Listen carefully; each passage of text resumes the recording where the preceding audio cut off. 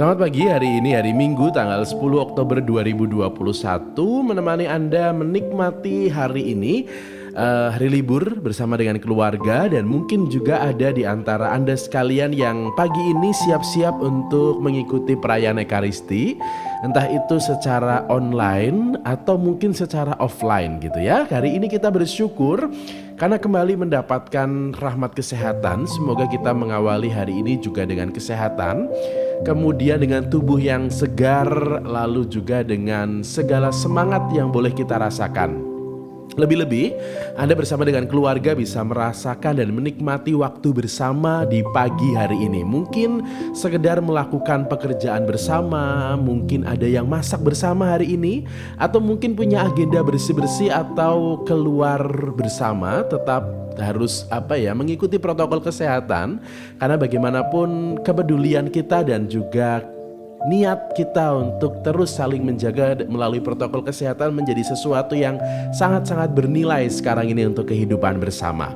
Hari ini tanggal 10 Oktober 2021 pada hari Minggu, kita merayakan hari Minggu biasa ke-28, dan saya akan membacakan bacaan Injil untuk hari Minggu ini dari Injil Markus bab 10 ayat 17 sampai dengan 30.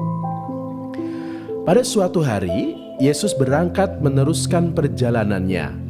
Maka datanglah seorang berlari-lari mendapatkan dia, dan sambil berlutut di hadapannya, ia bertanya, "Guru yang baik, apa yang harus kuperbuat untuk memperoleh hidup yang kekal?" Jawab Yesus kepadanya, "Mengapa kau katakan aku baik? Tak seorang pun yang baik selain Allah. Engkau tentu mengetahui segala perintah Allah. Jangan membunuh, jangan berzina, jangan mencuri, jangan mengucapkan saksi dusta, dan jangan mengurangi hak orang. Hormatilah ayah dan ibumu."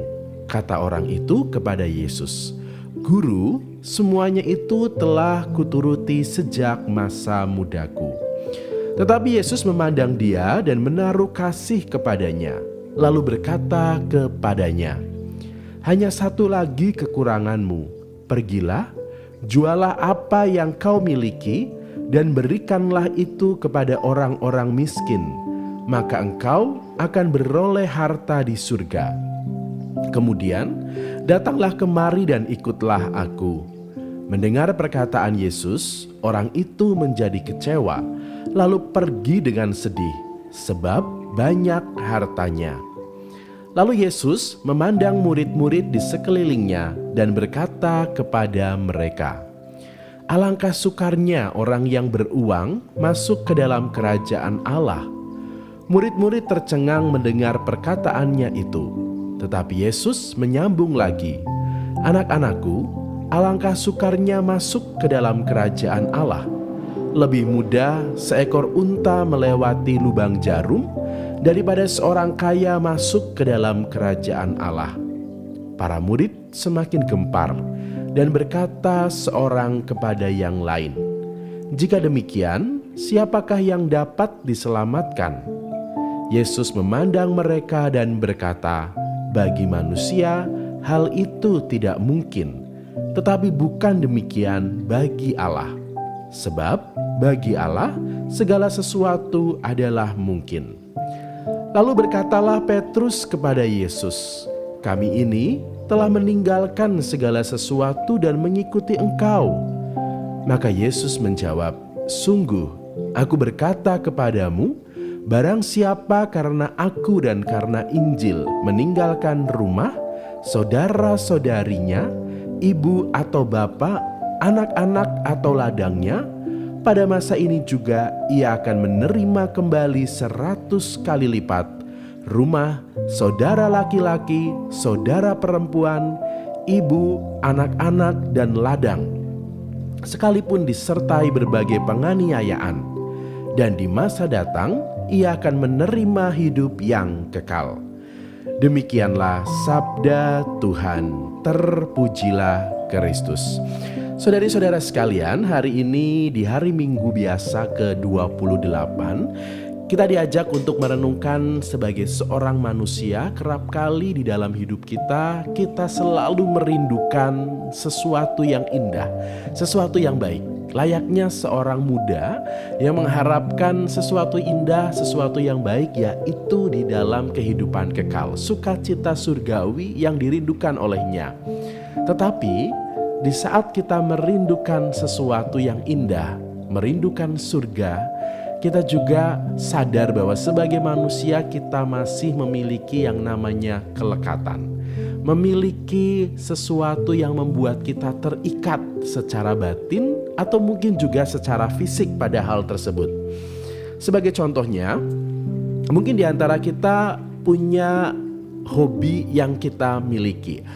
Hobi yang beraneka macam. Mungkin ada yang ibu-ibu yang hobinya mungkin pelihara tanaman, atau mungkin memelihara hal-hal yang baik, yang indah, misalnya juga memelihara hewan, memelihara yang lucu-lucu.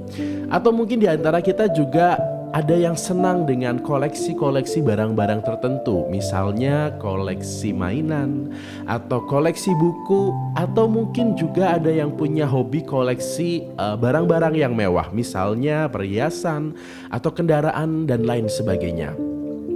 Salah satu yang membuat saya kerap kali berpikir adalah hobi itu membuat saya secara pribadi, di saat saya punya hobi mengumpulkan sesuatu, misalnya saya punya hobi mengumpulkan mainan gitu ya, mengumpulkan mobil-mobilan gitu ya, karena sejak kecil mungkin senang dengan itu. Kerap kali di saat kita melihat mainan itu, kita menjadi gampang tergoda.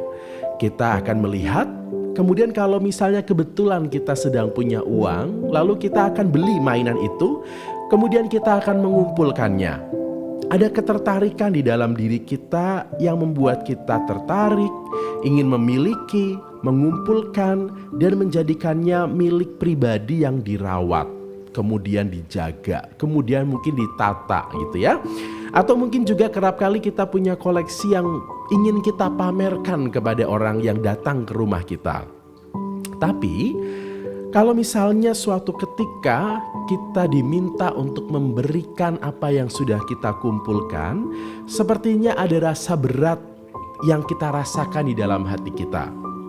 Dalam hidup kita, sadar atau tidak, kita selalu ingin lebih dari sekedar apa yang ada. Saat kita merasa ada hal yang mudah, kadang kita ingin sesuatu yang lebih sulit dan lebih menantang. Hal ini terjadi pada seorang muda yang tanya pada Yesus tentang cara mendapatkan hidup yang kekal.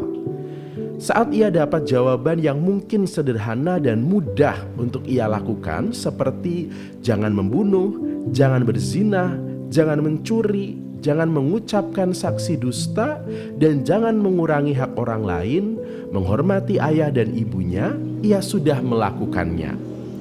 Tetapi ternyata dia ingin sesuatu yang lebih.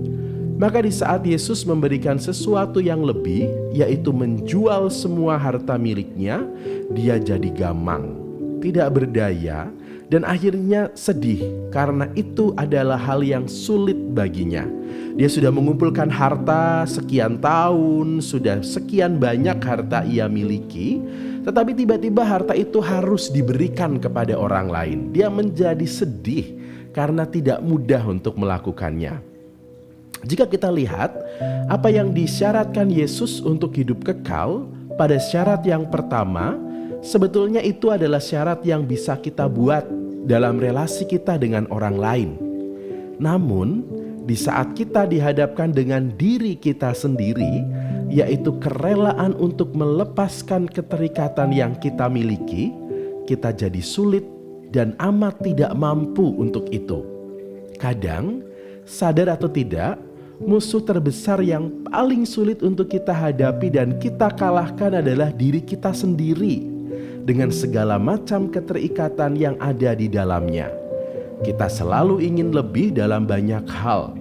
Ada banyak hal yang ingin kita kumpulkan. Ada banyak hal yang ingin kita miliki. Kita selalu merasa kurang, selalu merasa cukup, dan selalu ingin lebih dari hari ke hari gitu ya, selalu ingin mengumpulkan. Maka di saat seorang anak muda ini diminta untuk melepaskan keterikatan dirinya, ia merasa sangat sulit untuk membuatnya. Yesus sebetulnya dengan mengatakan demikian, ingin mengatakan bahwa di dalam kehidupan kekal nanti, kita semua akan lepas dari semua keinginan dan harapan kita.